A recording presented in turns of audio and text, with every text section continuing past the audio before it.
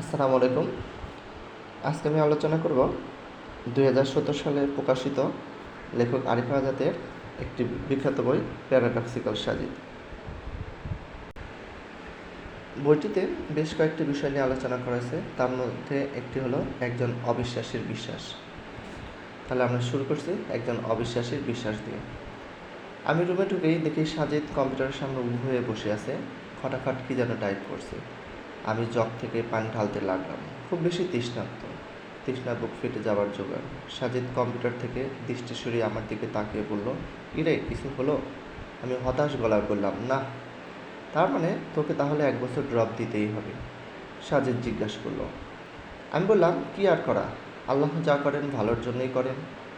সাজিদ আমার দিকে অদ্ভুতভাবে তাকালো, এরপর বলল, তোদের এই এক দোষ, বুঝলি? দেখছিস পুয়ার অ্যাটেন্ডেন্সের জন্য 1 বছর ড্রপ খাওয়াচ্ছে, তার মধ্যে বলছিস আল্লাহ যা করেন ভালোর জন্যই করেন। ভাই, এখানে কোন ভালোটা তুই পাইলি বলতো? আগে সাজিদ সম্পর্কে কিছু বলে নেওয়া দরকার। আমি সাজিদ রুমমেট। সে প্রাচ্যের অক্সফোর্ড ঢাকা বিশ্ববিদ্যালয়ে মাইক্রোবায়োলজিতে পড়ে। প্রথম দিনে সে খুবই ধার্মিক ছিল, নামাজ কালাম পড়তো। বিশ্ববিদ্যালয়ে এসে কীভাবে যেন অ্যাগনস্টিক হয়ে পড়ল। আস্তে আস্তে স্রষ্টার ওপর থেকে বিশ্বাস আর এখন পুরোপুরি নাস্তিক হয়ে গেছে। ধর্মকে এখন সে স্রেফ আবর্জনা জ্ঞান করে। তার মতে পৃথিবীতে ধর্ম এনেছে মানুষ, আর ঈশ্বর ধারণাটাই স্বার্থন্বেষী কোনো মহলের মস্তিষ্ক প্রসূত কল্পনা মাত্র। সাজিদের সাথে এই মুহূর্তে তর্কে জড়াবার কোনো ইচ্ছা আমার নেই, কিন্তু তাকে একদম উপেক্ষা করেও যাওয়া যায় না। আমি বললাম, আমার সাথে তো এর চেয়েও খারাপ কিছু হতে পারতো, ঠিক না? আরে খারাপ হওয়ার আর কিছু বাকি আছে নাকি? হয়তো, যেমন এরকমও তো হতে পারতো। ধর আমি সারা বছর একদমই পড়াশোনা করলাম না, পরীক্ষায় ফেল মারলাম। এখানে ফেল করলে আমার 1 বছর ড্রপ হয়ে যেত। হয়তো ফেলের অপমানটা আমি মেনে নিতে পারতাম না, আত্মহত্যা করে বসতাম। সাজিদ হা হা করে হাসা শুরু করলো। হাসি শেষ হতে না হতেই বলল, কি বিদঘুটে বিশ্বাস নিয়ে চলিস রে ভাই। এই বলে সে আবার হাসা শুরু করলো, বিদ্রুপাত্মক হাসি। রাতে সাজিদের সাথে আমার আরও এক দফা তর্ক হলো। সে বলল, আচ্ছা তোরা যে স্রষ্টা বিশ্বাস করিস তা কিসের ভিত্তিতে?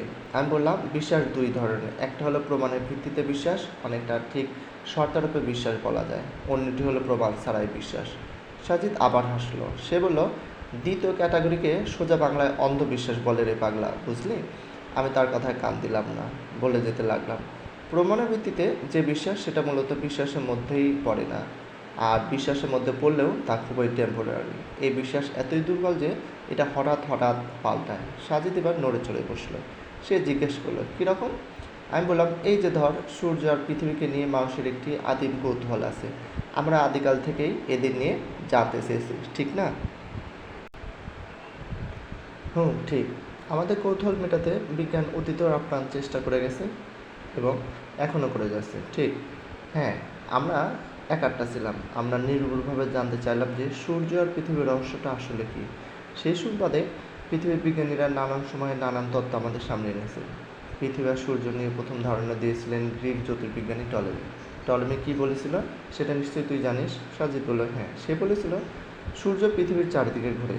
একদম তাই। কিন্তু বিজ্ঞান কি আজও টলেমির থিওরিতে বসে আছে? না, নেই। কিন্তু তুই কি জানিস এই টলেমির থিওরিটাও বিজ্ঞান মহলে টিকেছিল পুরো 250 বছর। ভাবতে পারিস, 250 বছর ধরে পৃথিবীর মানুষ, যাদের মধ্যে আবার বড় বড় বিজ্ঞানী, ডাক্তার, ইঞ্জিনিয়ার ছিল, তারা বিশ্বাস করতো যে সূর্য পৃথিবীর চারপাশে ঘোরে। এই 250 বছরে তাদের মধ্যে যারা যারা মারা গেছে, তারা এই বিশ্বাস নিয়েই মারা গেছে যে সূর্য পৃথিবীর চারদিকে ঘোরে। সাজিদ সিগারেট ধরালো, ভ্রু কুচকিয়ে তাকালো, সিগারেটের ধোঁয়া ছাড়তে ছাড়তে বলল, তাতে কি? তখন তার টেলিস্কোপ ছিল না, তাই ভুল মতবাদ দিয়েছে আর কি। পরে নিকোলাস কোপারনিকাস এসে তার থিওরিকে ভুল প্রমাণ করলো না? হ্যাঁ, কোপারনিকাসও কিন্তু একটা মস্ত বড় ভুল করে গেছে। সাজিদ প্রশ্ন করলো, কীরকম?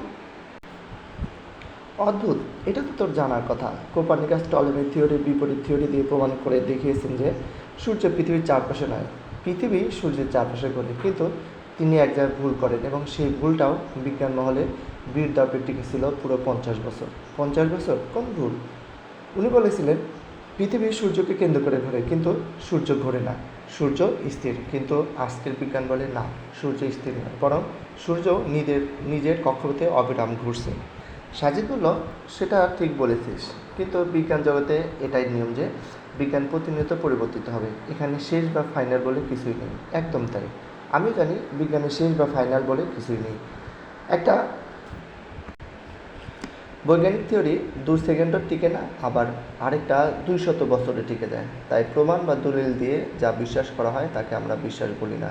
এটাকে আমরা বড়জোর চুক্তি বলতে পারি। চুক্তিটা এরকম, তোমায় ততক্ষণ বিশ্বাস করব যতক্ষণ তোমার চেয়ে অথেন্টিক কিছু আমাদের সামনে না আসছে।